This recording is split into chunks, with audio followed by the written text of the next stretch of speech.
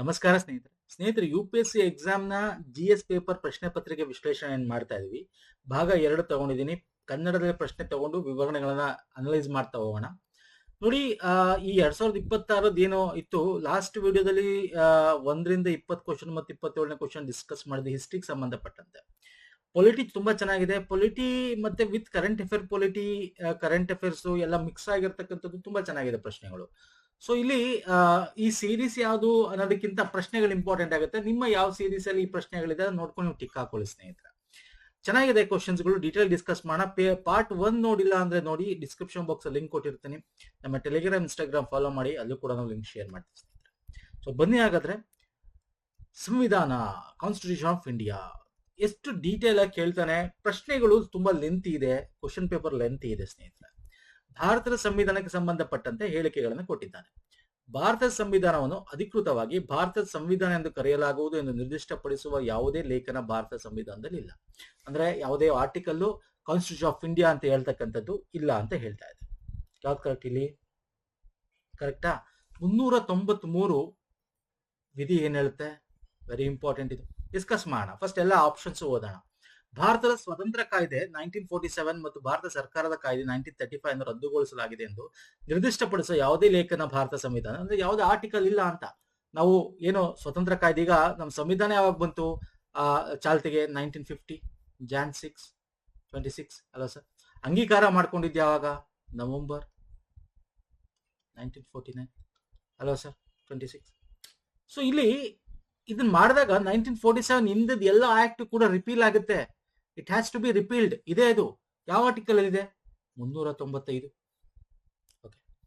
ಭಾರತ ಸಂವಿಧಾನದಲ್ಲಿ ಜನವರಿ 26, 1950 ಭಾರತ ಸಂವಿಧಾನ ಪ್ರಾರಂಭ ದಿನಾಂಕವನ್ನು ಉಲ್ಲೇಖಿಸುವ ಯಾವುದೇ ಲೇಖನವಿಲ್ಲ.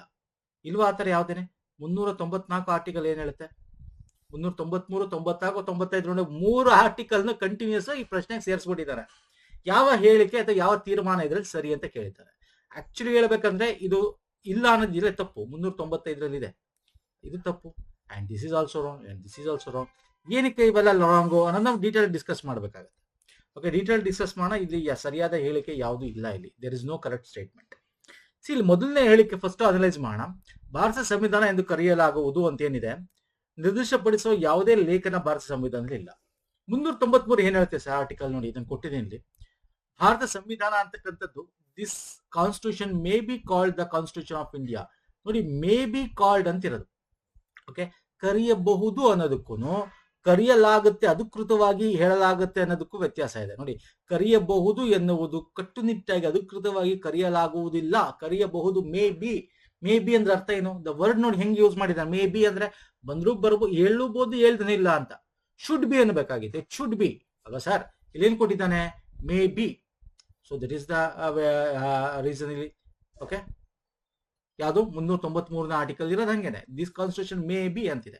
ಸೊ ಹಂಗಾಗಿ ಇದನ್ನ ಕನ್ಸಿಡರ್ ಮಾಡಕ್ಕಲ್ಲ. ಆತರ ಯಾವ್ದು ಇಲ್ಲ ಅಂತ ಹೇಳ್ಬೋದು ಅಂತ ಹೇಳ್ಬೋದಾ?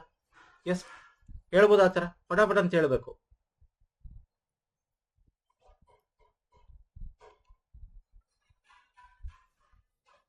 ಹೇಳ್ಬೋದಾ? ನೆಕ್ಸ್ಟ್ ಆಪ್ಷನ್ ಬನ್ನಿ. ಅಂದ್ರೂ ಕೂಡ ಮೆನ್ಷನ್ ಆಗಿದೆ ಅಲ್ವಾ ಸರ್? ಅಂದ್ರೂ ಕೂಡ ಏನಾಗಿದೆ ಸರ್? ಮೆನ್ಷನ್ ಆಗಿದೆ. ಹೇಳ್ತಾ ಕರೆಕ್ಟ್ ಅಲ್ವಾ? ಮೆನ್ಷನ್ ಆಗಿದೆ. ಭಾರತ ಸಂವಿಧಾನ ಕರೆಯಲಾಗುವುದು ನಿರ್ದಿಷ್ಟಪಟ್ಟ ಯಾವುದೇ ಲೇಖನ ಭಾರತ ಸಂವಿಧಾನದಲ್ಲಿ ಇಲ್ಲ. Okay, there is no article ಅಂತಿದೆ. ಬಟ್ ಇದೆಯಲ್ಲ ಆರ್ಟಿಕಲ್ 394 ಮೇ ಬಿ ಅಂತಿದೆ ಅಷ್ಟೇ. But the call the constitution of India ಅಂತಿದೆ ಅಲ್ವಾ ಸರ್? ಹಂಗಾಗಿ ಆ ಹೇಳಿಕೆ ತಪ್ಪು ಅಂತ ಹೇಳ್ಬೋದು. ಹೇಳಿಕೆ 2 ನೋಡಿ, ಇಲ್ಲಿ 395 ನಾನು ಏನ್ ಹೇಳಿದೆ ನಿಮ್ಗೆ, ಇದು 395ನೇ ಆರ್ಟಿಕಲ್ ಕ್ಲಿಯರ್ ಆಗಿ ಹೇಳುತ್ತೆ. ಎಕ್ಸ್ಪ್ಲಿಸಿಟ್ಲಿ ರಿಪೀಟ್ಸ್ ದೀಸ್ ಆಕ್ಟ್ಸ್ ಅಂತ. ದೀಸ್ ಆಕ್ಟ್ಸ್ ಅಂದ್ರೆ 1947 ಆಕ್ಟ್, 1935 ಕಾಯ್ದೆನ ರಿಪೀಲ್ ಅಂದ್ರೆ ರದ್ದುಗೊಳಿಸಬೇಕು ಅಂತ ಹೇಳುತ್ತೆ ಈ ಕಾಯ್ದೆ. ಓಕೆ, 1935 ಆರ್ಟಿಕಲ್ ತೆಗೆದು ನೋಡಿ. ಹಂಗಾಗಿ ಇಲ್ಲ ಅಂತ ಕೊಟ್ಟಿದ್ದಾನೆ. 1 ಸೆಕೆಂಡ್, ಇದು ತಪ್ಪು, ಇದು ತಪ್ಪು. 3ನೇ ನೋಡಿ, ಸಂವಿಧಾನ ಪ್ರಾರಂಭ ದಿನಾಂಕವೆಂದು ಉಲ್ಲೇಖಿಸುವ ಯಾವುದೇ ಲೇಖನವಿಲ್ಲ. ಅಂದ್ರೆ 394 ಏನ್ ಹೇಳುತ್ತೆ? 394 ಆರ್ಟಿಕಲ್ ಹೇಳುತ್ತೆ 26 ಜನವರಿ 1950 as the commencement date for the remaining provision ಅಂತ. ಅಂದ್ರೆ ಅರ್ಥ ಏನರ್ಥ? ಇದು ಅರ್ಥ ಅಂದ್ರೆ ನಾವು ಸಂವಿಧಾನವನ್ನ ನಾವು ಫಸ್ಟ್ ಅಂಗೀಕರಿಸ್ತೀವಿ. ಚಾಲ್ತಿ ಬಂದು 1950, ಅಂಗೀಕರಿಸಿದ್ದು ನವೆಂಬರ್ 26, 1949. ಅವಾಗ ಅದನ್ನ ನಾವು ಅಂಗೀಕರಿಸಿದ ತಕ್ಷಣ ಸಿಟಿಸನ್ಶಿಪ್, ಓಕೆ, ಸಿಟಿಸನ್ಶಿಪ್ ಆಗಿರ್ಬೋದು, ಎಲೆಕ್ಷನ್ ಸಂಬಂಧಪಟ್ಟಂತೆ ಒಂದಷ್ಟು ಸಮ್ ಪ್ರಾವಿಷನ್ಸ್ ಆವಾಗ್ಲಿಂದ ಎಫೆಕ್ಟಿವ್ಲಿ ಅದು ಚಾಲ್ತಿ ಆಗುತ್ತೆ. ಅದು ಇದೆ ಅದರಲ್ಲಿ ಅಂಗೀಕರಿಸಿದ ದಿನದಿಂದ ನಮ್ಗೆ ಸಿಟಿಸನ್ಶಿಪ್ ಅಂತಕ್ಕಂಥದ್ದು, ಎಲೆಕ್ಷನ್ಸ್ ಮಾಡಕ್ಕಂಥದ್ದು, ಇದು ಸಮ್ ಆಫ್ ದ ಪಾರ್ಟ್ಸ್ ಏನೋ ಅವಾಗ್ಲೇ ಇನ್ನು ಮಿಕ್ಕಿದ್ದು ಅನ್ನೋದನ್ನ 394ನೇ ಆರ್ಟಿಕಲ್ ಹೇಳಿದ್ದಾರೆ. ಅಂತ ಹೇಳಿದರೆ 26 ಜನವರಿ 1957 as the commencement date for the remaining provision. ಅಂದ್ರೆ ಮಿಕ್ಕಿದ್ದ ಆರ್ಟಿಕಲ್ಸ್ ಇವಾಗಿಂದ ಜಾರಿಗೆ ಬರುತ್ತೆ ಅಂತ. ಅಂದ್ರೆ ಏನರ್ಥ ಇದೆ ಅಂತ ಅರ್ಥ. ಯಾವುದು 394? ಇದು ತಪ್ಪು. ಸೊ ಯಾವುದೇ ಹೇಳಿಕೆ ಸರಿ ಇಲ್ಲ ಆಸ್ ದ ರೈಟರ್. ಎಂತ ಕ್ವಶನ್ ಕೇಳಿದ ನೋಡಿ. ನಿಮ್ಗೆ ಇಲ್ಲಿ ಏನ್ ಟೆಸ್ಟ್ ಮಾಡ್ತಾನೆ, ನೀವು ಕಾನ್ಸ್ಟಿಟ್ಯೂಷನ್ ಹೆಂಗ್ ಓದಿದ್ರ, ಹೆಂಗ್ ಅರ್ಥ ಮಾಡ್ಕೊಂಡಿದ್ದೀರಾ ಅಂತ ನಾ ಪದೇ ಹೇಳ್ತಾ ಇರ್ತೀನಿ ಸ್ನೇಹಿತರ. ಪ್ರತಿಯೊಂದು ನೀಟಾಗಿ ವರ್ಡ್ಗಳು ಕಾನ್ಸ್ಟಿಟ್ಯೂಷನ್ ನಲ್ಲಿ ಏನು ಓದ್ತಿರೋ ಸಂವಿಧಾನ, constitution of India very important, ನೀಟಾಗಿ ಅರ್ಥ ಮಾಡ್ಕೋಬೇಕು. ಇದು ನೋಡಿ, ಇದೊಂದು ಕರೆಂಟ್ ಅಫೇರ್ ಕನ್ನಡದಲ್ಲಿ ಕೊಟ್ಟಿದ್ದೀನಿ ನೋಡಿ. ಇದು ಬಂದು ನಿಮ್ಗೆ ಇಂಟರ್ಪೋಲ್ ನೋಟಿಸ್ ಬಗ್ಗೆ ಕೇಳಿದಾನೆ. ನಾ ಪದೇ ಈ ಕರೆಂಟ್ ಅಫೇರ್ ಮಾಡಿದೀನಿ. ನಿಮ್ ಜ್ಞಾಪಕ ಇದೆಯಲ್ಲ ಗೊತ್ತಿಲ್ಲ ನನಗೆ. ಗೋವಾದು ಒಂದು ಇದಾಯ್ತು ಲಾಸ್ಟ್ ಇಯರ್ ಆಗಸ್ಟ್ ಅನ್ಕೋತೀನಿ, if I am not wrong. Okay, ನಮ್ಮ ವೀಕ್ಲಿ ಕರೆಂಟ್ ಅಫೇರ್ ತೆಗೆದು ನೋಡಿ, ಆಗಸ್ಟ್ ಮಂತ್ ಅಥವಾ ಡಿಸೆಂಬರ್ ಯಾವಾಗಲೂ ಅನ್ಸುತ್ತೆ, ನೋಡಿ ಒಂದ್ಸಲ ತೆಗೆದು ನೋಡಿ. I will tell you. ನೋಡಿ, ಈ ಕ್ವಶನ್ ನಿಮ್ಗೆ ಜ್ಞಾಪಕ ಇದ್ರೆ ವೀಕ್ಲಿ ಕರೆಂಟ್ ಅಫೇರ್ ಅಲ್ಲಿ ನಿಮಗೆ ಜ್ಞಾಪಕ ಇರುತ್ತೆ. ಓಕೆ, ಇದನ್ನು ಕೂಡ ನಾವು ಹೇಳಿದೀವಿ. ಓಕೆ, ಸೊ ಇಲ್ಲಿ ಸಿಲ್ವರ್ ನೋಟಿಸ್ ಯಾವಾಗ, ಬ್ಲೂ ನೋಟಿಸ್ ಏನಕ್ಕೆ ಮಾಡ್ತಾರೆ? ಯಾಕಂದ್ರೆ ಗೋವಾದಲ್ಲಿ ಒಂದು ಫೈರ್ ಆಯ್ತು ಕ್ಲಬ್ ಅಲ್ಲಿ. ಆ ಮಾಲೀಕ ಅವನು ಎಸ್ಕೇಪ್ ಆಯ್ತಾನೆ, ಸ್ವಿಟ್ಜರ್ಲ್ಯಾಂಡ್, ಸಿಂಗಾಪುರ್ ಅಂತ ಅಲ್ಲಿಂದ ಇಲ್ಲಿಂದ. ಅವಾಗ ಇಂಟರ್ಪೋಲ್ ನೋಟಿಸ್ ಓಡಿಸ್ತಾರೆ. ಓಕೆ, ಕನ್ನಡದಲ್ಲಿ ಕೊಟ್ಟಿದ್ದೀನಿ, ಬಟ್ ಡೀಟೇಲ್ ಆಗಿ ರೈಟ್ ಆನ್ಸರ್ ಹೇಳ್ಬಿಟ್ಟು ಅದ್ರ ಬಗ್ಗೆ ಡಿಸ್ಕಸ್ ಮಾಡೋಣ. ನೋಡಿ, ಸಿಲ್ವರ್ ನೋಟಿಸ್ ಅಂತಕ್ಕಂಥದ್ದು ಏನಿದೆ, ಇದು ಬಂದು ನಮಗೆ identify the trace the criminal ಅಸೆಟ್ಸ್ಗಳು. ಓಕೆ, ಅಂದ್ರೆ ಕ್ರಿಮಿನಲ್ ಆಸ್ತಿಗಳನ್ನು ಗುರುತಿಸಕ್ಕೆ ಕೊಡ್ತಕ್ಕಂಥದ್ದು. ಆಪ್ಷನ್ 4. ಓಕೆ, ಆಕ್ಚುಲಿ ಗೋವಾದ ಒಂದು ಪ್ರಕರಣದಲ್ಲಿ ಬ್ಲೂ ನೋಟಿಸ್ ನ ಅವರು ಇಶ್ಯೂ ಮಾಡಿರ್ತಾರೆ. ಓಕೆ, ಬ್ಲೂ ನೋಟಿಸ್ ಬಂದು ಏನ್ ಹೇಳುತ್ತೆ? ಬ್ಲೂ ನೋಟಿಸ್ ಬಂದು ಅಡಿಷನಲ್ ಇನ್ಫಾರ್ಮೇಶನ್ ಅವನ ಬಗ್ಗೆ. ನೋಡಿ, ಹೇಳಿದ ಗೋವಾ ಅವ್ರು ಎಲ್ಲಿ ಹೋಗ್ತಾರೆ, ಏನ್ ಬರ್ತಾರೆ, ಅವ್ರ ಬಗ್ಗೆ complete personal identification, location trace ಮಾಡ್ಬೇಕು, ಅಡಿಷನಲ್ ಇನ್ಫಾರ್ಮೇಶನ್ ಕೊಡಿ ಅಂತ. ಬ್ಲಾಕ್ ನೋಟಿಸ್ ಏನ್ ಹೇಳುತ್ತೆ? Seek the unidentified bodies. ಅಂದ್ರೆ ಅವರು ಇಲ್ಲಿಂದ ತಪ್ಪಿಸ್ಕೊಂಡು ಹೋಗ್ಬಿಡಿ, ಎಲ್ಲಿದ್ದಾನೆ ಗೊತ್ತಿಲ್ಲ, ಅನ್ಐಡೆಂಟಿಫೈಡ್ ಬಾಡೀಸ್ ಅಂದ್ರೆ ಆ ಪರ್ಸನ್, ಅವನ್ನ ನಾವು ಹುಡುಕೊಡಿ ಅಂತ ಇದ್ರೆ ನಮ್ಗೆ ಹೇಳಿ ಅಂತ. ಗ್ರೀನ್ ನೋಟಿಸ್ ಬಂದ್ರು to provide warning about a personal criminal activity. So option 3 is the right answer. I will show you. Green notice ಎಲ್ಲಿದೆ sir? Black notice unidentified body, green notice warning and intelligence. Okay, ನೋಡಿ, silver ನ identify and tracing of criminal assets ಹೇಳಿದ್ನಲ್ಲ. ಈ questions ನಿಮ್ಗೆ ಜ್ಞಾಪಕ ಇದೆ. ನಾವು ಈ ಕರೆಂಟ್ ಅಫೇರ್ಸ್ ಎಲ್ಲ ಮಾಡಿದ್ದ ಪದೇ ಹೇಳ್ತಾ ಇರ್ತೀನಿ ಸ್ನೇಹಿತರೆ. ಕರೆಂಟ್ ಅಫೇರ್ಸ್ ಫಾಲೋ ಮಾಡಿ, especially weekly current affairs. Monthly current affairs ಮಾಡಿ, weekly current affairs most important. ನಾವು KS, IS, group B level, group C level exams ಗಳಿಗೆ ತುಂಬಾ ಇಂಪಾರ್ಟೆಂಟ್. ನೆಕ್ಸ್ಟ್ ಬರ್ತೀನಿ. ಭಾರತದಲ್ಲಿ ಅಂಗವಿಕಲ ವ್ಯಕ್ತಿಗಳಿಗೆ ಸಂಬಂಧಿಸಿದಂತೆ ಈ ಕೆಳಗಿನ ಹೇಳಿಕೆಗಳಲ್ಲಿ ಯಾವುದು ಸರಿ ಅಂತ ಕೇಳಿದ. ಓಕೆ, 2018ರಲ್ಲಿ ಭಾರತದ ಸಂಸತ್ತು ಅಂಗೀಕರಿಸಿದ ಅಂಗವಿಕಲ ವ್ಯಕ್ತಿಗಳ ಹಕ್ಕುಗಳ ಕಾಯ್ದೆ. ನೋಡಿ, ಈ ಕಾಯ್ದೆ ಇದೆಯಲ್ಲ, ಇಲ್ಲೇ ತಪ್ಪಾಯ್ತು. ಇದು ಕರೆಕ್ಟ್ ಇದೆ, ಇದು ಮುಂದಕ್ಕೆ ಇದೆಯಲ್ಲ, ಈ ಕರೆಕ್ಟ್ ಇದೆ. ಶಿಕ್ಷಣ ಮತ್ತು ಉದ್ಯೋಗದಲ್ಲಿ ಮೀಸಲಾತಿ ಕಡ್ಡಾಯಗೊಳಿಸುತ್ತದೆ. ಪ್ರವೇಶ ಸಾಧ್ಯತೆ ಮತ್ತು ತಾರತಮ್ಯವಿಲ್ಲದನ್ನು ಖಚಿತಪಡಿಸಿಕೊಳ್ಳುವ ಕಾನೂನುಬದ್ಧ ಕರ್ತವ್ಯ ಸರ್ಕಾರದ ಮೇಲೆ ಇರಿಸುತ್ತಾರೆ. ಇದು ಕರೆಕ್ಟ್ ಇದೆ. ಬಟ್ ಇದೆಯಲ್ಲ, ದಿಸ್ ಈಸ್ ರಾಂಗ್. ಯಾಕೆ ರಾಂಗ್ ಸರ್ ಇದು ಅಂದ್ರೆ 2018 ಅಲ್ಲ, it is 2016. Okay, option 1 is wrong. ಮತ್ತೆ ಸುಗಮ್ಯ ಭಾರತ ಅಂತಕ್ಕಂಥ ಒಂದು ಅಭಿಯಾನ ಏನ್ ಮಾಡ್ತಾರೆ, ಅದು ಅಂಗವಿಕಲರಿಗೆ ಆಕ್ಸೆಸ್ ಇರಬೇಕು ಅಂತ. ಓಕೆ, ಡಿಸೇಬಲಿ ಫಿಸಿಕಲಿ ಏಬಲ್ಡ್ ಅಂತ ಏನ್ ಕರಿತೀವಿ, ಅವ್ರಿಗೆ ಆಕ್ಸೆಸ್ ಇರಬೇಕು. ಇನ್ಫ್ರಾಸ್ಟ್ರಕ್ಚರ್, ಮೂಲಭೂತ ಸೌಕರ್ಯ, ಸಾರಿಗೆ ವ್ಯವಸ್ಥೆಯಲ್ಲಿ ಆಕ್ಸೆಸ್ ಇರಬೇಕು. ಅವ್ರಿಗೆ ಇನ್ಫಾರ್ಮೇಶನ್, ಕಮ್ಯುನಿಕೇಶನ್ ಟೆಕ್ನಾಲಜಿಲಿ ಆಕ್ಸೆಸ್ ಇರಬೇಕು. ಅಂದ್ರೆ ಅವ್ರಿಗೆ ತುಂಬಾ ಜನ ನೋಡಕ್ ಆಗದಿರೋರಿಗೆ, ಕೇಳಿಸ್ಕೊಳಕ್ ಆಗದಿರೋರಿಗೆ, ಅವ್ರಿಗೆ ಆ ರೀತಿಯಾದ ಒಂದು ಫೆಸಿಲಿಟೀಸ್ಗಳು ಇರಬೇಕು. ಓಕೆ, ಸೊ ಆಪ್ಷನ್ 2 ಕರೆಕ್ಟ್ ಇದೆ.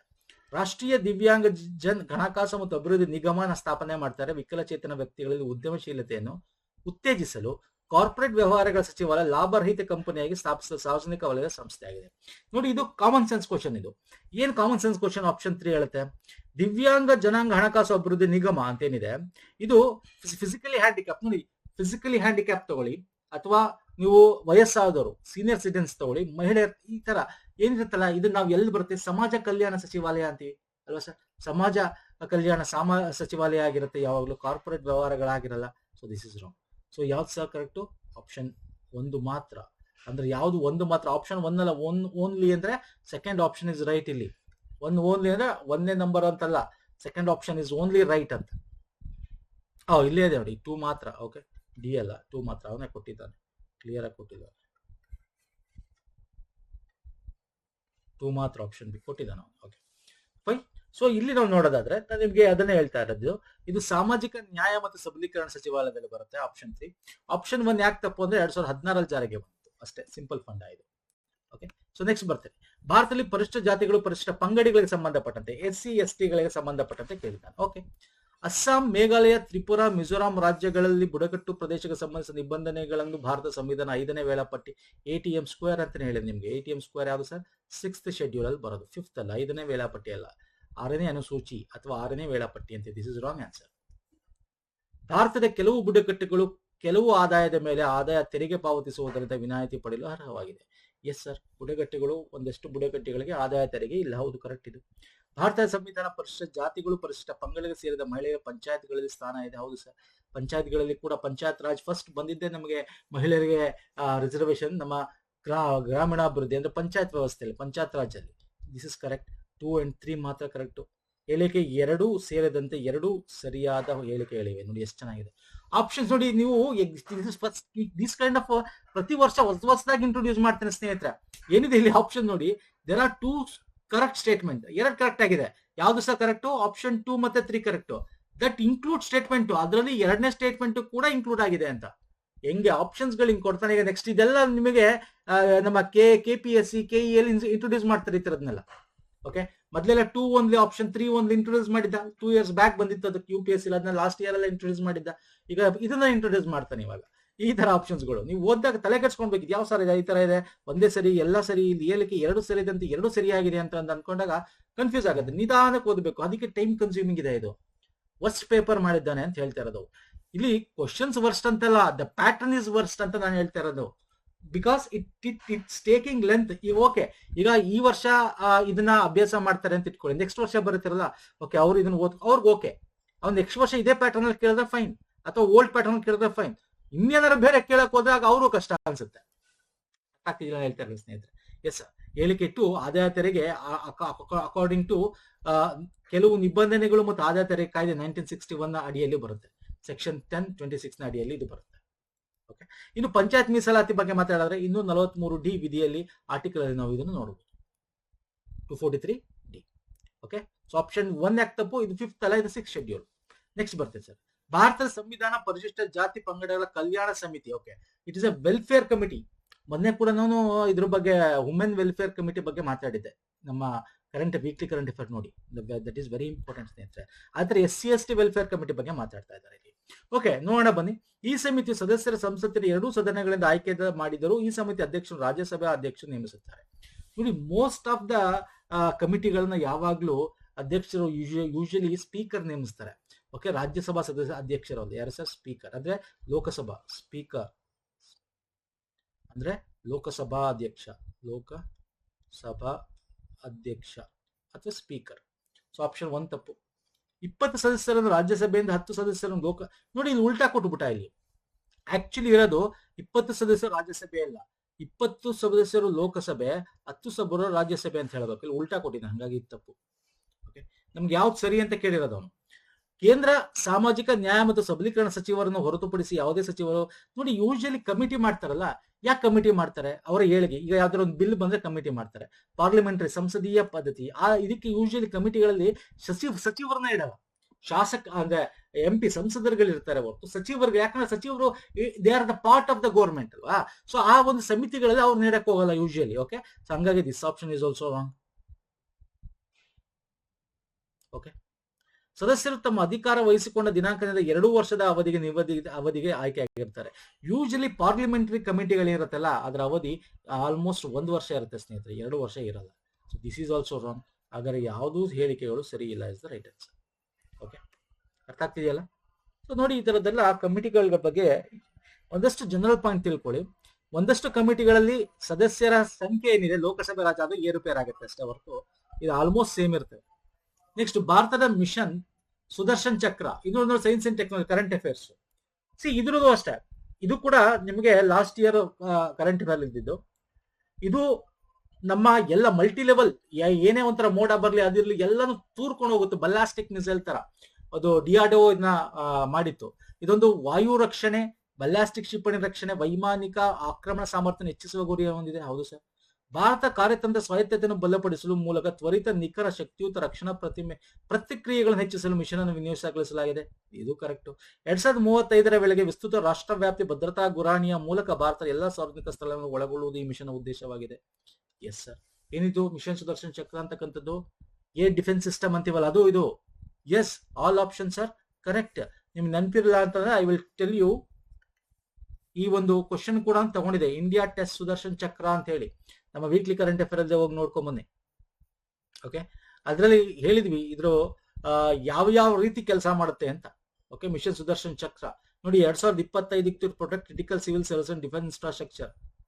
Fine, it is a air defence weapon system. ಇದು IADWS ಅಂತ ಮಲ್ಟಿ ಲೇಯರ್ ನೋಡಿ, ಇಂಡಿಜಿನಿಯಸ್ಲಿ ಡೆವಲಪ್ಡ್. ಸೊ ಇದ್ರ ಬಗ್ಗೆ ಎಲ್ಲ ಮಾಡಿದೀವಿ ಸ್ನೇಹಿತರೆ, ಇಲ್ಲಿ ಇನ್ನೂ ಡೀಟೇಲ್ ಕೊಟ್ಟಿದ್ದೀವಿ ಇದ್ರ ಬಗ್ಗೆ, ಎಷ್ಟು ರೇಂಜ್ ಇರುತ್ತೆ, ಎಷ್ಟು ಕಿಲೋಮೀಟರ್ ಬೇಕಾದ್ರೆ ಅದನ್ನೇ ಆಪ್ಷನ್ ಕೇಳಬಹುದಾಗಿತ್ತು, ಬಟ್ ಸಿಂಪಲ್ ಆಗಿ ಕೇಳಿದ್ದಾನೆ. ಸೊ ಇಲ್ಲಿ ಎಲ್ಲ ಆಪ್ಷನ್ಸ್ ಕೂಡ ಕರೆಕ್ಟ್. ಓಕೆ, ಇದು ಕೊಟ್ಟಿದ್ದೀನಿ current affair once again. Okay, next ಬಂದ್ಬಿಡ್ತೇನೆ, ಭಾರತ ನಾಗರಿಕ ಸುರಕ್ಷತಾ ಸಂಹಿತಾ. ಓಕೆ, BNSS ಬಗ್ಗೆ ಕೇಳಿದ್ದಾರೆ. ಓಕೆ, ಭಾರತೀಯ ನಾಗರಿಕ ಸುರಕ್ಷಾ ಸಂಹಿತಾ ಬಗ್ಗೆ.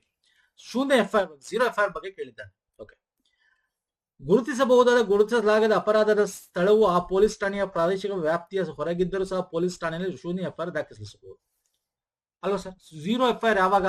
ಅವ್ದು ಯಾವುದೇ ಪ್ಲೇಸ್ ಆಗ್ಲಿ, ಯಾವುದೇ ಹೊರಗಡೆಯಿಂದ ಇರಲಿ, ಎಲ್ಲಿ ಬೇಕಾರೋ ಆ ಜ್ಯೂರಿಡಿಕ್ಷನ್ ಅಂತಲ್ಲ, ಎಲ್ಲಿ ಬೇಕಾರೋ ಅವರು ಏನ್ ಮಾಡಬಹುದು, FIR ಹಾಕ್ಬೋದು ಅಲ್ವಾ ಸರ್? ಇದು ಕರೆಕ್ಟ್ ಅಲ್ವಾ ಸರ್? ಇದು ಕರೆಕ್ಟ್. ಶೂನ್ಯ FIR ದಾಖಲಿಸಲಾದ ಪೊಲೀಸ್ ಠಾಣೆಯ ಉಸ್ತುವಾರಿ ಅಧಿಕಾರಿ ಸಮರ್ಥ ಪ್ರಾಧಿಕಾರದ ಅನುಮತಿಯೊಂದಿಗೆ ಪ್ರಾಥಮಿಕ ವಿಚಾರಣೆ ಪ್ರಾರಂಭಿಸಬಹುದು. ಎಸ್ ನೋಡಿ, ಯೂಶಲಿ 0 FIR ಮಾಡಿದಾಗ ಏನ್ ಮಾಡ್ತಾರೆ, ಎಮರ್ಜೆನ್ಸಿ ಅವ್ನು ನನಗೆ ಹೊಡೆದ ಅಥವಾ ರೇಪ್ ಮಾಡಿ, ಈ ತರ ಏನೋ ಕಂಡೀಷನ್ಸ್ಗಳು ಇರ್ತಾವಲ್ಲ, 0 FIR ತಗೋತಾರೆ. ಅವ್ರು ಎನ್ಕ್ವೈರಿ ಮಾಡಲ್ಲ ಯೂಶಲಿ. ಓಕೆ, ಅದು ರೆಸ್ಪೆಕ್ಟಿವ್ ಇದಕ್ಕೆ ಕಳಿಸ್ತಾರೆ, ಅವ್ರಿಗೆ ಎನ್ಕ್ವೈರಿಗೆ ಬಿಡ್ತಾರೆ, ರೆಸ್ಪೆಕ್ಟಿವ್ ಜ್ಯೂರಿಡಿಕ್ಷನ್ಗೆ ಕಳಿಸ್ತಾರೆ ಅಲ್ವಾ ಸರ್? ಬಟ್ ಇಲ್ಲೇನಿದೆ, the officer in charge of the police station where 0 FIR has been lodged may with the permission of the competent authority. ಮೇಲಾಧಿಕಾರಿಗಳನ್ನ ಪರ್ಮಿಷನ್ ತಗೊಂಡು ಪ್ರಿಲಿಮಿನರಿ ಎನ್ಕ್ವೈರಿ ಮಾಡ್ಬೋದು, ಎಲ್ಲದಕ್ಕೂ ಮಾಡಂಗಿಲ್ಲ ಇದು. This is wrong. ಎಲ್ಲಿ 3 to 7 years ಜೈಲು ಶಿಕ್ಷೆ ಇರುತ್ತಲ್ಲ, ಪನಿಷಬಲ್ ಅಂತದಕ್ಕೆ, ಅಂತ ದೊಡ್ಡ ಒಂದು ಇದಕ್ಕೆ ಬೇಕಾದ್ರೆ ಪ್ರಾಥಮಿಕವಾಗಿ, ಯಾಕಂದ್ರೆ ಈ ತರ ದೊಡ್ಡ 3 ಇಂದ 7 ವರ್ಷ ಜೈಲಿಗೆ ಹಾಕುವಂತ ಶಿಕ್ಷೆಗಳು ಇರ್ತಾವಲ್ಲ ಸ್ನೇಹಿತರೆ, ಅಂತ ಒಂದು ಅಫೆನ್ಸ್ ಇದ್ರೆ, ಅಂತ ಒಂದು ಏನೋ ಅಪರಾಧಗಳಿದ್ದಾಗ ಅವರು ಪ್ರಿಲಿಮಿನರಿ ಎನ್ಕ್ವೈರಿ ಮಾಡ್ಬೇಕಾಗತ್ತೆ. ಯಾಕಂತಂದ್ರೆ ಸುಮ್ಮನೆ FIR ಮಾಡ್ಬಿಟ್ರೆ ಆಮೇಲೆ ಅದಕ್ಕೆ ಏನಾಗುತ್ತೆ, ಕ್ರಿಮಿನಲ್ ಕೇಸು. ಓಕೆ, ಆಮೇಲೆ ಇವರೇ ಅದಕ್ಕೆ ಆನ್ಸರಬಲ್ ಇರ್ತಾರೆ. ಓಕೆ, 0 FIR ಮಾಡ್ಬೇಕಾದ್ರೆ ನಾರ್ಮಲ್ ಕೇಸ್ಗೆ ಮಾಡಬಹುದು. ಈ ತರ 3 to 7 ಇದ್ದಾಗ ಅವರು ಪ್ರಿಲಿಮಿನರಿ ಆಗಿ ಇದು ನಿಜಾನ ಮತ್ತು ಸುಳ್ಳು ಹೇಳ್ತಾ ಇದ್ದಾಳ ಅನ್ನೋದು ಮಿನಿಮಮ್ ಮಾಡ್ಬೇಕಾಗತ್ತೆ. ಸೊ ಹಾಗಾಗಿ ದಿಸ್ ಇಸ್ ರಾಂಗ್. ನಾನು ಅದನ್ನೇ ಹೇಳ್ತಾ ಇರೋದು. ಸೆಕ್ಷನ್ 173 ಸಬ್ಸೆಕ್ಷನ್ 3 ಇದೆ. ಇದು ಒಂದು ಫಿಲ್ಟರ್ ಇದೆ, ಹೌದು, ಬಟ್ ಎಲ್ಲದಕ್ಕೂ ಅಲ್ಲ, 3 ಇಂದ 7 ವರ್ಷ ಗುರಿಯಾದ ಅಪರಾಧಗಳಿಗೆ ಮಾತ್ರ ಇರೋದು. ಸೊ ಹಂಗಾಗಿ ದಿಸ್ ಇಸ್ ರಾಂಗ್ ಆಯ್ತು. ಓಕೆ, ಬೇರೆ other than less than this ಇರ್ತಕ್ಕಂತ ಅಪರಾಧಗಳಿಗೆ ಇವ್ರು ಮಾಡೋ ನೆಸಿಟಿ ಇಲ್ಲ. Just take it FIR and forward it to respective jurisdiction of the police station. Okay, ಶೂನ್ಯ FIR ಅಡಿಯಲ್ಲಿ ಮಾಹಿತಿದಾರರು ಎಲೆಕ್ಟ್ರಾನಿಕ್ಸ್ ರೂಪದಲ್ಲಿ ಮಾಹಿತಿಯನ್ನು ಒದಗಿಸುವುದು ಕಡ್ಡಾಯ ಅಂತಕ್ಕಂಥದ್ದಿಲ್ಲ. This is wrong. ನಾನು ಪ್ರತಿ ಸರಿ ಹೇಳ್ತಾ ಇರ್ತೇನೆ, ಇಟ್ ಈಸ್ ಅಬ್ಲಿಗೇಟರಿ ಅಥವಾ ಕನ್ಫರ್ಮ್ ಅಥವಾ ಓನ್ಲಿ. ಓಕೆ, ಈ ತರ ಇದ್ದಾಗೆಲ್ಲ ಅದು ತಪ್ಪಿರುತ್ತೆ ಸ್ನೇಹಿತರೆ, ಮ್ಯಾಕ್ಸಿಮಮ್ ತಪ್ಪಿರುತ್ತೆ. ಸೊ ಕೇವಲ ಒಂದು ಮಾತ್ರ ಇಲ್ಲಿ ರೈಟ್ ಆನ್ಸರ್ ಆಗುತ್ತೆ, ಆಪ್ಷನ್ 1. ಯಾಕೆ ತಪ್ಪು ಅಂದ್ರೆ ಅವ್ರು ರೈಟಿಂಗ್ ಕೊಡ್ಬೋದು, ಬಾಯಿಲು ಕೊಡ್ಬೋದು. ಈಗ ಅವರು ಏನೋ ಆಗಿರುತ್ತೆ, ಅವ್ರು ಮಾತಾಡೋ ಸ್ಥಿತಿ ಇರಲಿಲ್ಲ, ಅವಾಗ ಏನ್ ಮಾಡ್ಕೋ, ಅವ್ರ ಬಾಯಲ್ಲಿ ತಗೋಬೇಕಾಗತ್ತೆ ಅಲ್ಲ, ಇವ್ರು ಬರ್ಕೋಬೇಕಾಗತ್ತೆ ಅಲ್ವಾ? ಈ FIR ಕೊಡಬೇಕು, ಬಟ್ ಆಮೇಲೆ ಕೊಟ್ರು ನಡೆಯುತ್ತೆ. ಅಟ್ ಸ್ಟೇಜ್ ಆಫ್ FIR ಅವ್ರು ಏನು ಕಂಪ್ಲೇಂಟ್ ಕೊಡ್ತಾರೆ, ಆಗ ರೈಟಿಂಗ್ ಅಲ್ಲೇ ಇರಬೇಕು, ಆನ್ಲೈನ್ ಇರಬೇಕು ಅನ್ನೋದು ತಪ್ಪು. ಓಕೆ, ನೆಕ್ಸ್ಟ್ ಬರ್ತೀನಿ ನೋಡಿ. ಇಲ್ಲಿ ಕನ್ನಡ, ಇಂಗ್ಲಿಷ್ ಇದೆ. ಕೇಂದ್ರ ಗುಪ್ತಚರ bureau, central economic intelligence bureau. Okay, ಆರ್ಥಿಕ ಗುಪ್ತಚರ ಬ್ಯೂರೋ ಇದು. ಸೀರಿಯಸ್ ಫ್ರಾಡ್ ಇನ್ವೆಸ್ಟಿಗೇಷನ್ ಆಫೀಸರ್, ಗಂಭೀರ ವಂಚನೆ ತನಿಖಾ ಕಚೇರಿ, ಸೆಂಟ್ರಲ್ ಬ್ಯೂರೋ ಆಫ್ ಇನ್ವೆಸ್ಟಿಗೇಷನ್, ಕೇಂದ್ರ ತನಿಖಾ ದಳ. ಅದರ ಫಂಕ್ಷನ್ ಕೊಟ್ಟಿದ್ದಾರೆ, ಅದು ಯಾವ ಮಿನಿಸ್ಟ್ರಿ ಅಡಿಯಲ್ಲಿ ಬರುತ್ತೆ ಅಂತ ನೋಡಿ. ಅಲ್ಟಿಮೇಟ್ ಕ್ವಶನ್ ಇದೆ. ಓಕೆ, ಇಲ್ಲಿ ಎಷ್ಟು ಆಪ್ಷನ್ಸ್ ಇವನೇ ಪೇರ್ ಮಾಡಿದ್ನಲ್ಲ, ಇದು ಕರೆಕ್ಟ್ ಆಗಿದ್ರೆ ಈ ಪೇರ್ ಕರೆಕ್ಟ್ ಅಂತ, ಇದಿಷ್ಟು ಕರೆಕ್ಟ್ ಆಗಿದೆ, ಈ ಪೇರ್ ಕರೆಕ್ಟ್ ಅಂತ. ಅಥವಾ ಎಷ್ಟು ಪೇರ್ ಕರೆಕ್ಟ್ ಆಗಿದೆ, ಎಷ್ಟು ಜೋಡಿಗಳು ಕರೆಕ್ಟ್ ಆಗಿದೆ ಅಂತ ಹೇಳಬೇಕು. ಇಲ್ಲಿ ನೋಡಿ, central economic intelligence bureau economic ಸಂಬಂಧಪಟ್ಟಂತೆ ಇರೋದು. ಅಂದ್ರೆ ಎಕನಾಮಿ ಅಂತಂದಾಗ ನಿಮಗೆ ಇಲ್ಲೇನ್ ಬರಬೇಕು, ಫೈನಾನ್ಸ್ ಬರಬೇಕು, ಮಿನಿಸ್ಟ್ರಿ. ದಿಸ್ ಇಸ್ ರಾಂಗ್ ಆಯ್ತು. ಓಕೆ, ಆಪ್ಷನ್ 1 ರಾಂಗ್ ಆಯ್ತು. ಇಲ್ಲಿ ಸೀರಿಯಸ್ ಫ್ರಾಡ್ ಇನ್ವೆಸ್ಟಿಗೇಷನ್ ಆಫೀಸ್ ಅಂತಿದೆ. The investigate complex corporate frauds ಗಳನ್ನ ಇನ್ವೆಸ್ಟಿಗೇಟ್ ಮಾಡಬೇಕು ಅಂತ. ಸೀರಿಯಸ್ ಫ್ರಾಡ್ ಫೈನಾನ್ಸ್ ಅಡಿಯಲ್ಲಿ ಬರಲ್ಲ. ಯಾವ್ದ್ರಲ್ಲಿ ಬರುತ್ತೆ ಹೇಳಿ ನೋಡು, ಫೈನಾನ್ಸ್ ಅಡಿಯಲ್ಲಿ ಬರುತ್ತೆ ಸೀರಿಯಸ್ ಫ್ರಾಡ್. ಆಪ್ಷನ್ 3 CBI ಏನ್ ಬರುತ್ತೆ, public life and insurance of health, ensure the health of national economy. ಹೌದು, CBI ಎಲ್ಲಾ ರೀತಿ ಅಂದ್ರೆ ನಮ್ಮ ನಾಗರಿಕ ಸಚಿವಾಲಯದ ಅಡಿಯಲ್ಲಿ ಬರ್ತಕ್ಕಂಥದ್ದು. ಪರ್ಸನಲ್ ಪಬ್ಲಿಕ್ ಅಂಡ್ ಗ್ರೀವಿಯನ್ಸ್ ಅಡಿಯಲ್ಲಿ ಬರುತ್ತೆ. ಇದು ಕರೆಕ್ಟ್ ಇದೆ. This is wrong. Option only 1 A is the right answer. ಯಾಕಂದ್ರೆ ಆಪ್ಷನ್ 1 ಪೇರ್ ತಪ್ಪಿದೆ, 2 ತಪ್ಪಿದೆ, 3 ಮಾತ್ರ ಸರಿ ಇದೆ. ಓಕೆ, ಸೊ ಯಾಕೆ ತಪ್ಪಿದೆ ನಾನು ನಿಮ್ಗೆ ಹೇಳಿದೆ. ಹಣಕಾಸು ಸಚಿವಾಲಯ ಇದೇನಿದೆ ಇದು, ಹಣಕಾಸು ಸಚಿವಾಲಯ ಬರಲ್ಲ. ಕಾರ್ಪೊರೇಟ್ ಫ್ರಾಡ್ಸ್ ಬಗ್ಗೆ ಮಾತಾಡೋದು ಕಾರ್ಪೊರೇಟ್ ಸಚಿವಾಲಯದಲ್ಲಿ ಬರುತ್ತೆ, ಕಾರ್ಪೊರೇಟ್ ವ್ಯವಹಾರಗಳ ಸಚಿವಾಲಯದಲ್ಲಿ ಬರುತ್ತೆ. ಹಂಗಾಗಿ ತಪ್ಪು. ಇದು ಗೃಹ ವ್ಯವಹಾರ ಅಲ್ಲ, ಹಣಕಾಸು ಸಚಿವಾಲಯದಲ್ಲಿ ಬರುತ್ತೆ. And this is correct. ಇದು ಮಿನಿಸ್ಟ್ರಿ ಆಫ್ ಏನೋ ಪರ್ಸನ್ಸ್ ಅಂಡ್ ಪಬ್ಲಿಕ್ ಗಳ ಒಂದು ಅಡಿಯಲ್ಲಿ ಬರ್ತಕ್ಕಂಥದ್ದು. Department of public and training ಇಲಾಖೆ ನೋಡ್ಕೊಳ್ಳುತ್ತೆ. ಓಕೆ, ನೆಕ್ಸ್ಟ್ ಬರ್ತೀನಿ ಸರ್. ಕೆಳಗಿನ ಯಾವ ಅಂತಾರಾಷ್ಟ್ರೀಯ ಸಮಾವೇಶಗಳನ್ನು ಭಾರತ ಅಂಗೀಕರಿಸಿಲ್ಲ? ನೋಡಿ, ಒಂದಷ್ಟು ಇಂಪಾರ್ಟೆಂಟ್ ಕ್ವಶನ್ಸ್ ಮಾತ್ರ ತಗೊಂಡಿದ್ದಿರಲ್ಲಿ. ಉದ್ಯೋಗ ನೀತಿ ಸಮಾವೇಶ, ಬಲವಂತ ಕಾರ್ಮಿಕ ಸಮಾವೇಶ ರದ್ದುಗೊಳಿಸುವುದು, abolition of force labour, employment of policy convention, okay, policy ನೀತಿ, ಎಲ್ಲ ವಲಸೆ ಕಾರ್ಮಿಕರು ಮತ್ತು ಅವರ ಕುಟುಂಬ ಸದಸ್ಯರ ಹಕ್ಕುಗಳ ರಕ್ಷಣೆ ಕುರಿತಾದ ಅಂತಾರಾಷ್ಟ್ರೀಯ ಸಮಾವೇಶ, ಯುದ್ಧದ ಸಮಯದಲ್ಲಿ ನಾಗರಿಕ ವ್ಯಕ್ತಿಗಳ ರಕ್ಷಣೆಗೆ ಸಂಬಂಧಿಸಿದ ಜಿನಿವಾ ಸಮಾವೇಶ, ದೇಶವಿಲ್ಲದಿರುವಿಕೆ ಕಡಿತದ ಕುರಿತಾದ ಸಮಾವೇಶ, ಅಂದ್ರೆ ಕನ್ವೆನ್ಷನ್ ಆನ್ ರಿಡಕ್ಷನ್ ಆಫ್ ಸ್ಟೇಟ್ಲೆಸ್ನೆಸ್ ಅಂತ. ಇಲ್ಲಿ ಯಾವುದು ಸರಿಯಾದ ಉತ್ತರ, ಯಾವ್ದ್ರ ಭಾಗ ಅಂಗೀಕರಿಸಿಲ್ಲ ಅಂತ ನೋಡಿ. ಇದು ಸ್ವಲ್ಪ ಗೊತ್ತಾಗಲ್ಲ ಸರ್, ಈ ತರ ಬಂದಾಗ ಸ್ವಲ್ಪ ಒಂಚೂರು ಈ ತರ ಇದ್ದಾಗ ಆಪ್ಷನ್ ಮೆಥಡ್ ಅಥವಾ 50-50% ಮೆಥಡ್ ಟ್ರೈ ಮಾಡಬೇಕು. ಓಕೆ, ನೋಡಿ, ಉದ್ಯೋಗ ನೀತಿ ನಮ್ಗೆ ಎಂಪ್ಲಾಯ್ಮೆಂಟ್ ಪಾಲಿಸಿ ಬೇಕೇ ಬೇಕು. ಇದನ್ನ ನಾವು ಯೂಶಲಿ ಮಾಡಿರ್ತೀವಿ. ಎಂಪ್ಲಾಯ್ಮೆಂಟ್ ಇರಬೇಕು, ಮತ್ತೆ ಲೇಬರ್ ಏನೋ ಫೋರ್ಸ್ ಲೇಬರ್ ಅಬೊಲಿಷನ್ ಮಾಡಬೇಕು ಅಲ್ವಾ, ಬಲವಂತ ಕಾರ್ಮಿಕತೆ, ಚೈಲ್ಡ್ ಇವೆಲ್ಲ ಮಾಡಿರ್ತೀವಿ ನಾವು ಯೂಶಲಿ. ಇದು ಕರೆಕ್ಟ್. ಇದು ನೋಡಿ, ವಲಸೆ ಕಾರ್ಮಿಕರು, ಯೂಶಲಿ ವಲಸೆ ಕಾರ್ಮಿಕರು ಅಂದ್ರೆ ನಮ್ಮಲ್ಲೂ ವಲಸೆ ಹೋಗ್ತಾರೆ. ಓಕೆ, ಹಂಗಾಗಿ ನಾವು ಅದಕ್ಕೆ ಸೈನ್ ಹಾಕಿರಲ್ಲ. ಫಾರ್ ಎಕ್ಸಾಂಪಲ್ ಮಯನ್ಮಾರ್ ಇಂದ ರೋಹಿಂಗ್ಯಾಗಳು ಬಂದವು, ಅವಾಗ ನಾವು ಅದನ್ನ ತಡಿಬೇಕು ಅಂತ ಹೇಳಿ, ಸೊ ನಾವು ಇಂಥದಕ್ಕೆ ಯಾವುದಕ್ಕೂ ಸೈನ್ ಆಗಿಲ್ಲ. ಮೈಗ್ರೆಂಟ್ ವರ್ಕರ್ ಮೆಂಬರ್ ಅವ್ರ ಫ್ಯಾಮಿಲಿನ ನಾವು ಇದು ಮಾಡ್ತೀವಿ, ಪ್ರೊಟೆಕ್ಟ್ ಮಾಡ್ತೀವಿ ಅಂತ ಅಲ್ವಾ ಸರ್. ಒಂದಷ್ಟು ಜನ ನಾವು ಇದು ಬಾಂಗ್ಲಿ ಬಂದಿರೋದನ್ನು ಕಳಿಸಿದ್ವಿ. This is wrong. ಇದರ ಸಮಯ ನಾಗರಿಕ ವ್ಯಕ್ತಿಗಳ ರಕ್ಷಣೆ, Geneva convention relative to the protection of civilian person the time of war, ಇದಕ್ಕೆ ಹಾಕಿದೀವಾ? ಇದಕ್ಕೂ ಕೂಡ ಹಾಕಿಲ್ಲ.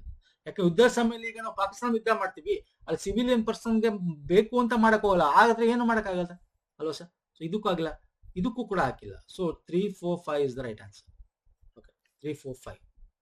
ನೋಡಿ, ಉದ್ಯೋಗ ನೀತಿ ಸಮಾವೇಶಕ ಇಂಡಿಯನ್ ಲೇಬರ್ ಒಂದು ಇದಕ್ಕೆ ಬಂದು ನಾವು November 17, 1990 ಅಂಗೀಕರಿಸಿದ್ವಿ. ಇನ್ನು ಬಲವಂತ ಕಾರ್ಮಿಕ ಸಮಾವೇಶಕ್ಕೆ ಸಂಬಂಧಪಟ್ಟಂತೆ May 18, 2000 ಅಂಗೀಕರಿಸಿ. ಇನ್ನು ಮೂರಕ್ಕೂ ನಾವು ಅಂಗೀಕರಿಸಿಲ್ಲ. ಓಕೆ, ಎಷ್ಟು ಚೆನ್ನಾಗಿದೆ ಕ್ವಶನ್ಸ್ಗಳು ಸ್ನೇಹಿತರೆ. ನೆಕ್ಸ್ಟ್ ಬರ್ತೀನಿ. ಇದು ಕೂಡ ಕರೆಂಟ್ ಅಫೇರ್ ಇರುತ್ತೆ. ನಿರಂತರ್ ಅಂತಕ್ಕಂಥ ಒಂದು ಪ್ಲಾಟ್ಫಾರ್ಮ್ ಬಗ್ಗೆ ಕೇಳಿದ್ದಾನೆ. ಇದು ಪರಿಸರ, ಅರಣ್ಯ, ಹವಾಮಾನ ಬದಲಾವಣೆ ಸಚಿವಾಲಯದ ಅಡಿಯಲ್ಲಿ ಇರ್ತಕ್ಕಂಥ ವೇದಿಕೆ ಇದು. ಓಕೆ, ಇದಕ್ಕೆ ಸಂಬಂಧಪಟ್ಟಂತೆ ಕೇಳಿದ್ದಾನೆ. ಏನಿದೆ ಬನ್ನಿ. ಪರಿಸರ ವ್ಯವಸ್ಥೆ ಸಮೀಕ್ಷೆ ಮತ್ತು ವಿಶ್ಲೇಷಣೆ ವೇದಿಕೆ ಅಡಿಯಲ್ಲಿ ಒಂದು ಲಂಬವಾಗಿದೆ. ಇದರ ಪ್ರಮುಖ ಸಂಸ್ಥೆ ಕೊಲ್ಕತ್ತಾದ ಬೊಟಾನಿಕಲ್ ಸರ್ವೆ ಆಫ್ ಇಂಡಿಯಾದಲ್ಲಿ ಇದೆ ಅಂತ. ಅಂದ್ರೆ ಇದೇನಾಗುತ್ತೆ, Nirantar national institute of research, ಇಲ್ಲಿ ಫುಲ್ ಫಾರ್ಮ್ ಇದೆ ನೋಡಿ. And application for natural resources to transform, adapt and build resilience ಅಂತ. ಇದೂ ಅಷ್ಟೇ ಕರೆಂಟ್ ಅಫೇರ್. ಡಿಸೆಂಬರ್ ಅಲ್ಲಿ ಇದೆ, ನೋಡ್ಕೊಳ್ಳಿ. Very important. ನಾವು ಮಾಡಿದೀವಿ, ನಾನು ಬೇಕಾದ್ರೆ ತೋರಿಸ್ತೀನಿ ನಾನು ನಿಮಗೆ. ಡಿಸೆಂಬರ್ ನಮ್ಮ ವೀಕ್ಲಿ ಕರೆಂಟ್ ಅಫೇರ್ ಹೋದ್ರೆ ನಿಮ್ಗೆ ಸಿಗುತ್ತೆ. ನಿರಂತರ ಬಗ್ಗೆ ಇದೆ, ಡೀಟೇಲ್ ಆಗಿ ಹೇಳಿದೆ ಇಲ್ಲಿ ನೋಡಿ. ಡೀಟೇಲ್ ಆಗಿದೆ ಡ್ಯಾಶ್ ಬೋರ್ಡು. ಇದೊಂದು ಸಮತೋಲನವಾಗಿ ನಮ್ಮ ನೈಸರ್ಗಿಕ ಸಂಪನ್ಮೂಲಗಳನ್ನು ತಗೊಂಡೋಗ್ಬೇಕು, ಪರಿಸರಕ್ಕೆ ಎಫೆಕ್ಟ್ ಆಗೋಲ್ಲ ಅನ್ನೋದ್ರ ಬಗ್ಗೆ ಇರ್ತಕ್ಕಂಥ ಪ್ಲಾಟ್ಫಾರ್ಮ್. ಸೊ ಇಲ್ಲಿ ಏನಿದೆ, ಆಪ್ಷನ್ 1 ಇದ್ರ ಕೋಲ್ಕತ್ತಾ ಬೊಟಾನಿಕಲ್ ಗಾರ್ಡನ್ ಅಲ್ಲಿ ಇದರ ಒಂದು ಪ್ಲಾಟ್ಫಾರ್ಮ್ ನ ವರ್ಟಿಕಲ್ ಇದರ ಅಡಿಯಲ್ಲಿ ಬರುತ್ತೆ ಅಂತಿದೆ. ಇದು ಕರೆಕ್ಟ್ ಇದೆ. ಈ ಪರಿಸರ ವ್ಯವಸ್ಥೆ ಸಂಶೋಧನೆ ಮತ್ತು ನಿರ್ವಹಣೆ ಈ ವೇದಿಕೆ ಅಡಿಯಲ್ಲಿ ಒಂದು ಲಂಬವಾಗಿದೆ. ಇದರ ಪ್ರಮುಖ ಸಂಸ್ಥೆ ಕೇಂದ್ರ ಮೃಗಾಲಯ. ನೋಡಿ, ಸೆಂಟ್ರಲ್ ಝೂ ಅಥಾರಿಟಿ ಇದೆಯಲ್ಲ, ಮೃಗಾಲಯ, ಅದು ಝೂಗಳು ಮಾತ್ರ ನೋಡ್ಕೊಳ್ಳುತ್ತೆ. ಅದಕ್ಕೂ ಸಂಬಂಧ ಇಲ್ಲ. This is wrong answer. So 3 ಎಲ್ಲೆಲ್ಲಿದೆ? ಇಲ್ಲಿದೆ. ಗಾನ್ ಕೇಸ್ ಆಯ್ತು. ಇಲ್ಲಿ ನೋಡಿ, 1ನೇದು ಕರೆಕ್ಟು, 3ನೇದು ಕರೆಕ್ಟು, 1 ಮಾತ್ರ ಅನ್ನೋದಿಲ್ಲ. ಸೊ ಹಂಗಾಗಿ ನಾವೇನ್ ಹೇಳ್ಬೋದು ಸರ್? ಸರಿ, 3ನೇದು 2ನೇ ತಪ್ಪು ಅಂತ ಹೇಳ್ತಾರೆ ನಾವು. 2ನೇ ತಪ್ಪು, ಇದು ತಪ್ಪು, 3 ಅಲ್ಲ. ಇನ್ನು 3ನೇ ಆಪ್ಷನ್ ಓದೇ ಇಲ್ಲ. ಓಕೆ, 2ನೇ ತಪ್ಪು. ಸೊ 2ನೇ ತಪ್ಪು ಅಂತ ಗೊತ್ತಾದಾಗ ಇದು ಹೋಯ್ತು. 1 ಮತ್ತು 3 ಇರ್ಬೇಕು ಅಥವಾ 3 ಇರ್ಬೇಕು. 1ನೇದು ಕರೆಕ್ಟ್ ಅಂದ್ಮೇಲೆ 1 ಮತ್ತು 3 ಇಸ್ ದ ರೈಟ್ ಆನ್ಸರ್ ಆಗ್ಬಿಡುತ್ತೆ ಇಲ್ಲೇ. 3ನೇ ನೋಡಿ, ಇದರ ಅಡಿಯಲ್ಲಿ ಒಂದು ಅರಣ್ಯ ನಿರ್ವಹಣಾ ಸಂಸ್ಥೆ ಕೂಡ ಭೋಪಾಲದಲ್ಲಿ ನೋಡಬಹುದು ಅಂತಿದೆ. ಹೌದು, ಅದರ ಅಡಿಯಲ್ಲಿ ಬರುತ್ತೆ. So option 1 and 3 is the right answer. Current ಕೂಡ ಸ್ವಲ್ಪ ತುಂಬಾ ಡೀಟೇಲ್ ಆಗಿ ಓದಬೇಕು. ಅದಕ್ಕೆ ನಾವು ಈ ಒಂದು ವೀಕ್ಲಿ ಕರೆಂಟ್ ಅಫೇರ್ ಮಾಡೋದು ಸ್ನೇಹಿತರೆ. ಇದನ್ನು ನೋಡ್ಕೊಳ್ಳಿ. ನೆಕ್ಸ್ಟ್ ಇಂಪ್ಯಾಕ್ಟ್ ಸಮಿಟ್ ಬಗ್ಗೆ ಕೇಳಿದ್ದೇನೆ. ಅದರದ್ದು ಒಂದು ಕ್ವಶನ್ ತಗೊಂಡ್ಬಿಟ್ಟಿದ್ದೇನೆ. ಇದು ಅಷ್ಟೇ. ಜನವರಿ, ಫೆಬ್ರವರಿ ವೀಕ್ಲಿ ಕರೆಂಟ್ ಅಫೇರ್ ಡೀಟೇಲ್ ಆಗಿ ಮಾಡಿದೀವಿ ನೋಡಿ 2026 ಅಲ್ಲಿ. ಶೃಂಗಸಭೆಯ ಭೌತಿಕ ಚೌಕಟ್ಟು 3 ಮೂಲಭೂತ ಸೂತ್ರಗಳಿದೆ. ಯಾವುದು ಸರ್? 3 ಇದೆ. ಯಾವುದು ಸರ್? ಜನರು, ಯೋಜನೆ ಅಲ್ಲ, ಗ್ರಹ, ಪ್ರಗತಿ ಅಲ್ವಾ ಸರ್? ಪೀಪಲ್, ಪ್ರೋಗ್ರೆಸ್ ಮತ್ತೆ ಪ್ಲಾನೆಟ್ ಅಂತ ಇರೋದು. ಇದು ತಪ್ಪು. ಶೃಂಗಸಭೆಯ ಮುನ್ನುಡಿಯಲ್ಲಿ ಸಂಪನ್ಮೂಲವನ್ನು ಪ್ರಜಾಪ್ರಭುತ್ವೀಕರಿಸಲು ಒತ್ತಿ ಹೇಳುತ್ತಾರೆ. ಇದು ಸ್ಥಳೀಯವಾಗಿ ಸಂಬಂಧಿತ ನಾವೀನ್ಯತೆಯ ಬೆಂಬಲಿಸುವ ಮತ್ತು ರಾಷ್ಟ್ರೀಯ ಕಾನೂನುಗಳನ್ನು ಗೌರವಿಸುವಾಗ ಸ್ಥಿತಿಸ್ಥಾಪಕ ಪರಿಸರ ವ್ಯವಸ್ಥೆಯನ್ನು ಬಲಪಡಿಸಲು ಬದ್ಧ ಚೌಕಟ್ಟಿಗಾಗಿ ನ ಪ್ರಜಾಸತ್ತಾತ್ಮಕ ಪ್ರಸರಣಕ್ಕಾಗಿ ಚಾರ್ಟರ್ ಅನ್ನು ಒಪ್ಪಿಕೊಳ್ಳುತ್ತದೆ. ಕರೆಕ್ಟಾ ಇದು? ಇಲ್ಲಿ ಯಾವುದೇ ಒಂದು ಚಾರ್ಟರ್ ಲಾಸ್ ಅಂತ ಯಾವುದು ಮಾಡಲಿಲ್ಲ. ನಾವು ಇಲ್ಲಿ ಡಿಸ್ಕಸ್ ಮಾಡಿದ್ವಿ ಏನೇನಿದೆ ಆಪ್ಷನ್ಸ್ಗಳು, ಏನೇನ್ ಮಾಡ್ಬೋದು. ಸೊ ಎಲ್ಲಾ ರಾಷ್ಟ್ರಗಳು ಕೂಡ ಇಂಡಿಯಾ ಲಾ ಏನು ಈ ಸಮ್ಮಿಟ್ ಅಲ್ಲಿ ಏನು ಡೆಲ್ಲಿಲಿ ಮಾಡ್ತು. ಸೊ ಹಂಗಾಗಿ ಇದೊಂದು ತಪ್ಪು ಅಂತ ಹೇಳ್ಬೋದಾ ಅಲ್ವಾ? ಯಾವುದೋ ಚಾರ್ಟರ್ ಅಲ್ಲಿ ನಾವು ಅದನ್ನ ಮಾಡಿ ಅದನ್ನ ಒಪ್ಕೊಂಡು ಆತರ ಏನೋ ಮಾಡಿದೀವಿ ಅಲ್ಲಿ. Okay, which acknowledges the charter of democratic diffusions of AI as a binding framework to ನೋಡಿ, we have not binded any ಬದ್ಧ ಚೌಕಟ್ಟು ಯಾವುದು ಮಾಡಿಲ್ಲ. Yes, we have discussed something, we have made it minutes of meeting and we have to follow it ಅಂತ. ಅದೇ ಬದ್ಧವಾಗಿಲ್ಲ, ಅದಕ್ಕೆ ನಾವು ಯಾರು ಕೂಡ ಬದ್ಧವಾಗಿಲ್ಲ. ಹಾಗಾಗಿ ತಪ್ಪು. ಓಕೆ, ಏನ್ ಹೇಳ್ತಾರೆ ಇದು ಅಕ್ನಾಲೆಡ್ಜಸ್ ಬೈಂಡಿಂಗ್ ಫ್ರೇಮ್ ವರ್ಕ್ ಅಂತೀರ. ಬೈಂಡಿಂಗ್ ಅಂದ್ರೆ ತಪ್ಪು. ಓಕೆ, ಇಂಪ್ಯಾಕ್ಟ್ ನ ಕುರಿತಾದ ನವದೆಹಲಿಯ ಘೋಷಣೆ 7 ಚಕ್ರ. ಹೌದು, 7 ಚಕ್ರಗಳಿದೆ. This is correct. So only 3 ಮಾತ್ರ is the right answer. Only 3 is the right answer. ಯಾಕೆ ತಪ್ಪು? ನಾನು ಹೇಳ್ದೆ ಯಾವುದು ಬದ್ಧವಲ್ಲ ಇದು. ನಾನು ಅದನ್ನೇ ಹೇಳಿದೆ, ವೆರಿ ಇಂಪಾರ್ಟೆಂಟ್ ಪಾಯಿಂಟ್ ಅದು. ಏನದು ಬೈಂಡಿಂಗ್ ಇಲ್ಲ, ಅದು ಜಸ್ಟ್ ಚೌಕಟ್ಟು ಮಾಡ್ಕೊಂಡಿದೀವಿ. ಆ ಒಂದು ಇದ್ರಲ್ಲಿ ಕೆಲಸ ಮಾಡಬೇಕು, ನೀತಿ ಪಾಲಿಸಿ ಇರಬೇಕು. ಓಕೆ, ಇದನ್ನ ಔಟ್ ಆಫ್ ದ ಬೌಂಡ್ರಿ ಹೋಗ್ಬಾರ್ದು ಅಂತೆಲ್ಲ. ಓಕೆ, ಇದ್ರ ಬಗ್ಗೆನೂ ಕೂಡ ಮಾಡಿದೀವಿ ನೋಡಿ. ಇಂಪ್ಯಾಕ್ಟ್ ಸಮಿಟ್ ಬಗ್ಗೆ, ಅದರ ಥೀಮ್ ಏನು, ಓಕೆ, ಅದರ ಒಂದು ಸೂತ್ರಗಳೇನು, ಅದರಲ್ಲಿ 7 ರೀತಿ ಬರುತ್ತೆ. ಆ 7 ರೀತಿ ಚಕ್ರಗಳಲ್ಲಿ ಏನೇನು ಡಿಸ್ಕಸ್ ಮಾಡಿದ್ವಿ. ಓಕೆ, ಎಲ್ಲ ಕೂಡ ಡಿಸ್ಕಸ್ ಮಾಡಿದ್ವಿ ಸ್ನೇಹಿತರೆ. ಫೈನ್ ಸರ್, ನೆಕ್ಸ್ಟ್ ಬರ್ತೇನೆ. ಇದು ಕೂಡ ಕರೆಂಟ್ ಅಫೇರ್, ಧ್ರುವ್ 64 ಬಗ್ಗೆ December monthly current affair discuss ಮಾಡಿದ್ವಿ. ಇದನ್ನು ಕೂಡ ಇದು ಭಾರತಕ್ಕೆ ಮೈಕ್ರೋ ಪ್ರೊಸೆಸರ್ ಅನ್ನು ರಚಿಸುವ ಸಕ್ರಿಯಗೊಳಿಸುವ ಒಟ್ಟಾರೆ ಗುರಿಯೊಂದಿಗೆ DIRV ಕಾರ್ಯಕ್ರಮದ ಅಡಿಯಲ್ಲಿ ತಯಾರಾದ 3ನೇ ಚಿಪ್ ಆಗಿದೆ. ಹೌದಾ? ಇದು ಭಾರತದ ಮೊದಲ ಸ್ವದೇಶಿ 1.0 gigahertz 64 bit dual core micro processor ಆಗಿದೆ. 2 ಆಪ್ಷನ್ಸ್ ಕೂಡ ಕರೆಕ್ಟ್. ಹೌದು ಸರ್, ಇದು ಇಂಡಿಜಿನಿಯಸ್ಲಿ ಡೆವಲಪ್ಡ್ ಮೈಕ್ರೋ ಪ್ರೊಸೆಸರ್ ಒಂದು ಇದು. ಓಕೆ, ಮತ್ತೆ ಇದು ಏನಿದೆ, ಸೊ ವೆರಿ ಇಂಪಾರ್ಟೆಂಟ್. ನಾನು ಇಲ್ಲಿ ನೋಡಿ, ಈ ಕ್ವಶನ್ ನಿಮಗೆ ಜ್ಞಾಪಕ ಇದ್ರೆ ಗೊತ್ತಿರುತ್ತೆ. ಇದು ಡಿಸೆಂಬರ್ ಮಂತ್ಲಿ ಕರೆಂಟ್ ಅಫೇರ್ ಅಲ್ಲಿ ಇದೆ. ಇದು ನೋಡಬಹುದು, 1.0 gigahertz 64 bit dual core processor ಆಗಿರಬಹುದು.